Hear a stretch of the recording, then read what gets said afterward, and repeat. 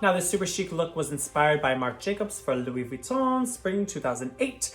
And that runway featured, the focus was the bag. Clearly, the focus was the bag, as all of the models were just dressed in like a very similar, I was gonna say a nun outfit, a nurse outfit. Yeah, I did my interpretation of that. I'm wearing like this cute little Tom Brown, little sheer, little, what do you call it?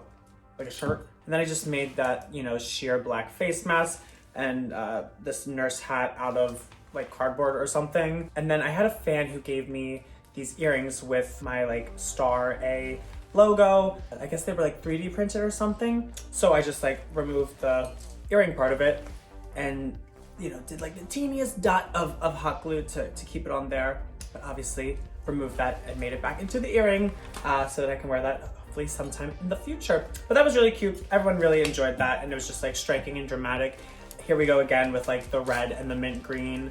I'm really into that color combo this year. This one was absolutely glam. Next look, I just wanted to be pretty. I had a couple videos to film this night, so I just wanted to be pretty and glam and very traditionally femme or whatever. I love doing the big hair just because I never do, so every time I do, I feel like, I just had this blue blouse dress thing laying around, and it was giving very like Prince Eric vibes from The Little Mermaid, even though I don't think he wears a blue shirt. It just reminded me of that, so.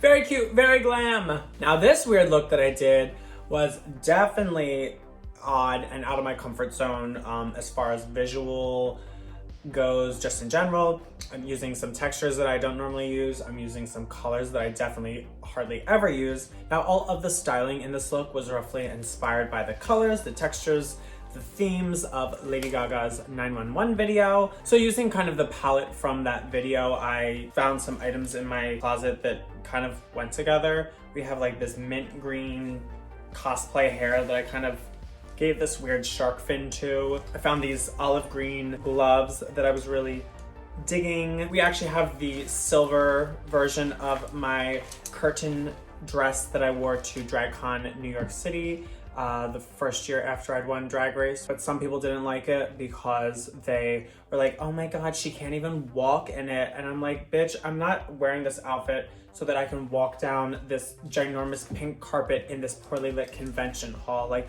that's not what this outfit is for, sweetie. This outfit is so that I can get hooked up and installed into my little booth at the drag con, so that when my beautiful fans come to see me, they're not just seeing me in some ugly outfit in some crunchy little zone, you know, take my picture, push you off. That's not what I'm doing. I'm not there for that. I wanted to just be like installed into the scenery, so it was just like very immersive, and it was like an installation situation. And I guess that definitely didn't read to the people who didn't come see me at my booth, but I guess if you didn't come see me, you missed out. But it definitely made sense, and I'm still bitter that everyone thought that I was dressing to walk down this pink carpet. Bitch, I'm dressing for the fans. Very grateful for them, and I'm grateful for the people that did enjoy that look and understood that I was supposed to be a part of the set. But back about this look, yeah, also those crazy glasses were from the same jewelry designer as a couple looks ago with the fish necklace and stuff. So the glasses are insanely beautiful.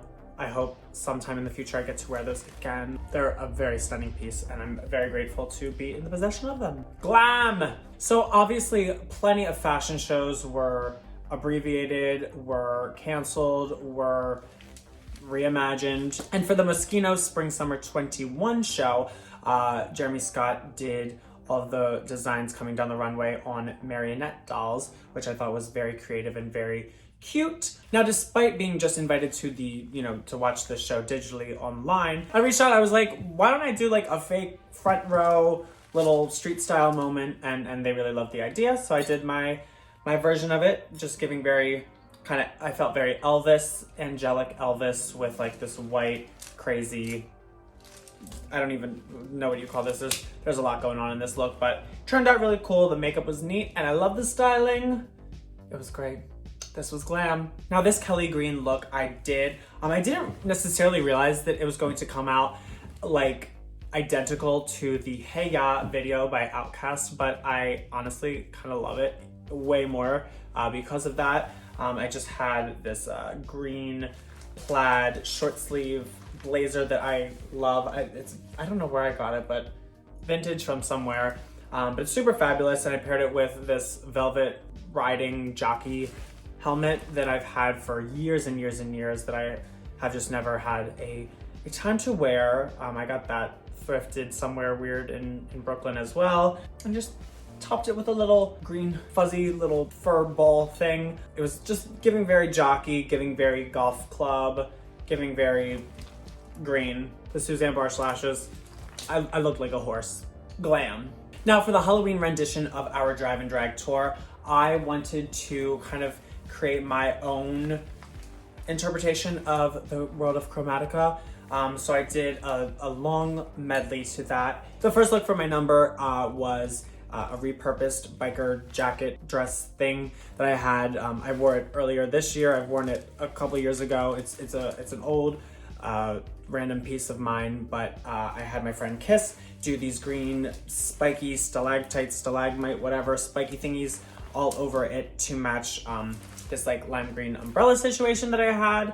And then I put tons and tons of tulle tutus underneath the skirt of it to, you know, flub it up and tie in the green in the outfit, in the jacket. I felt like the life cycle of that jacket had definitely come to a close. It had seen better days, and I love that I was able to give it one last life before, you know, putting it to rest. Despite loving to always look different each day, I think it's also very, very important to be resourceful and to like get as much use out of one thing as you possibly can. Beneath that, I kept things simple and did a mint green, revealable, snappy, rhinestoned hospital gown situation.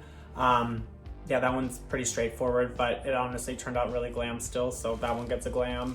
The sour candy look gets a glam. And then this final 911 look. I originally wanted this to be a full body catsuit with like crazy shoulders and crazy elbows, but then I realized I had to wear it under all that other stuff, and I definitely didn't want to be too hot or too just weird. So we kept it simple. We had this really chic, honestly a very nice nude sequin moment that ended up getting toe up by the end of the tour, but I did like 30 plus shows in it, so not a surprise there. And then I cut up this red sequin bag that I found at the dollar store because I needed sequins, and I didn't know where to find any, so I went to the dollar store. Oh, it wasn't even a bag, it was like a bow that was on a headband. I cut that up, glued some beads to it, sewed it onto the outfit, and yeah, that one turned out really great too. It was very fun to perform in, and I definitely ate that performance. And if you'd like to see that performance, the link to that will also be in the description. That is also on my page, so check that out if you haven't. It's glam! I'm very proud of that, and I'm very excited to hopefully be getting back on the road in February and March for our Drive and Drag show. So if you are watching this video before I hit the road for that, make sure you check out bossevents.com for tickets. Now this look is from a Camgirl-inspired music video that I shot for Brooke Candy and Iggy Azalea. The video just came out at the end of December in 2020. However, I filmed it probably in April of this year. It was one of the first things or maybe the first thing that I filmed while we were locked down. Yeah, this is actually quite an old look of mine from this year, but it was released later. But I still stand by it. The face was pretty. The look was great. The video came out incredible. I love all the graphics and all the insanity. So yeah, glam. Oh my gosh, another one of my favorite looks this year was the first of, well, I guess I did a lot of Halloween looks, but the first of two of my main Halloween looks. I have been wanting to be the Bubble Yum Duck for so long. I have always been, I mean, the gum was fun as a kid, you know, because it's so sweet, so chewy, so bubbly and yummy, but also I just thought the mascot being like a punk little duck goose, I thought that was a very exciting thing too as a little kid, and obviously I did an excellent job at kind of interpreting that in a human form. It's definitely another cursed look, but I think it turned out great. Tanner Abel did an incredible job with this photograph. And as I've been saying this whole video, my drag is all about recycling and repurposing where I can. So this prosthetic was actually the beak from my Daffy Duck look that I did for Halloween in 2019. So I kept that around for long enough to give it another life, and I'm very grateful that I did. Now this is glam. Like quack, quack, quack, glam. Very glam. Now for my actual Halloween look. For the past couple of years, I've been morphing like a fashion-y model type look with an animal and trying to tie them in some type of way. And as far as that concept goes, like fashion meets animal, I feel like this look embodied that idea to the T. I thought having the pun with the faux real, but being kind of like a fox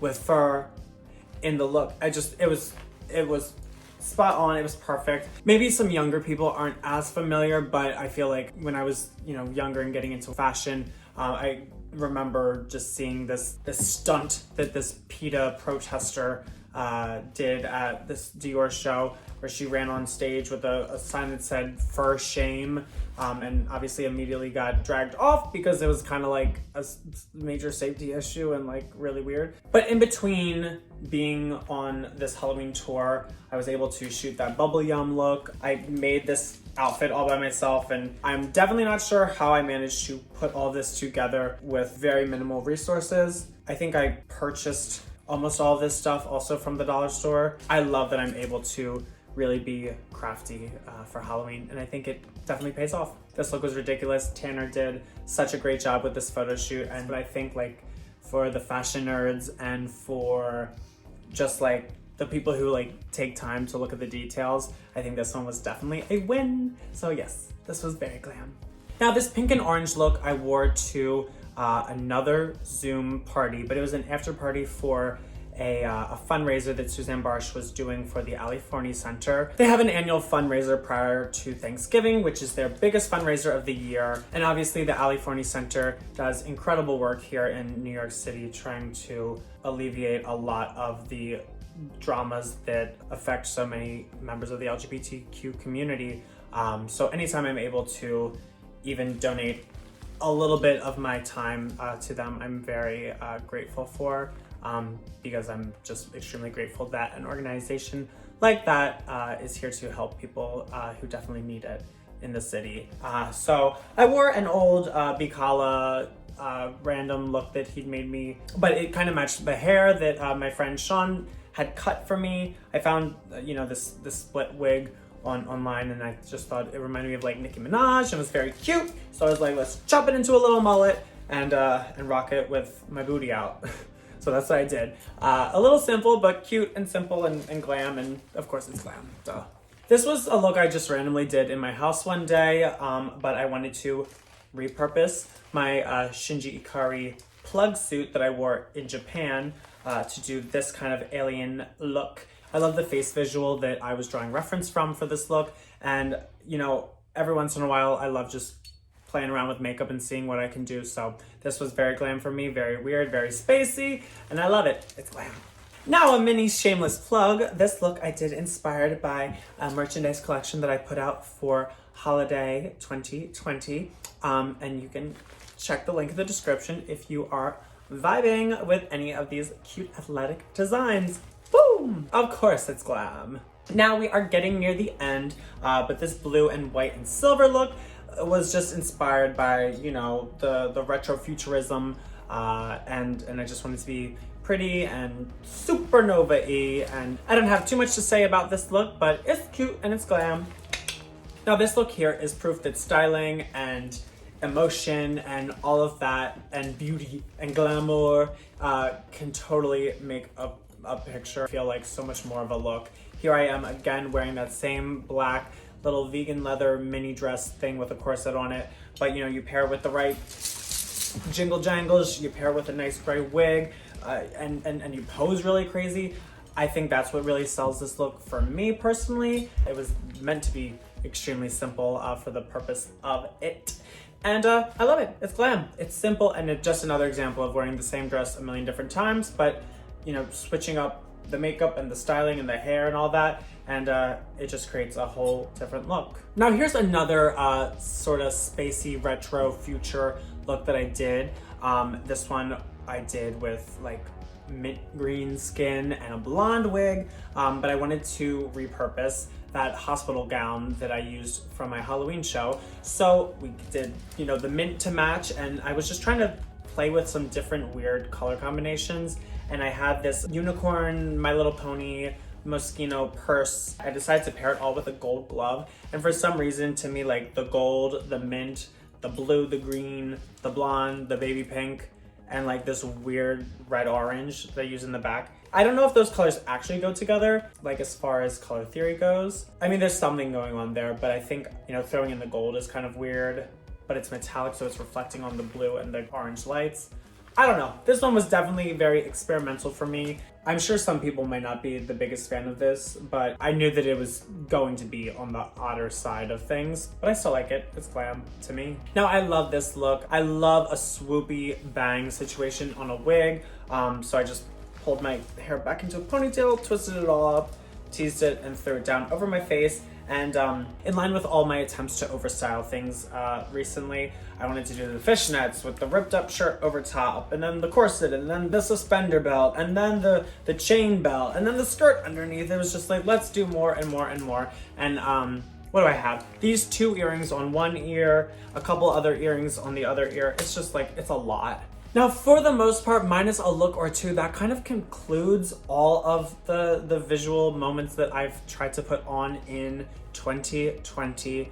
Yeah, I mean, I don't even know if at this point I have much to say, because I think I'm so grateful that there were so many opportunities for me to get dressed up, to play with makeup, to put on clothes, to be on a stage. It was really crazy that I was able to travel as much as I did this year prior to lockdown, and then even, you know, in the summer and the fall to still travel quite a bit and get to make a lot of people's days, their months, their years a little bit brighter.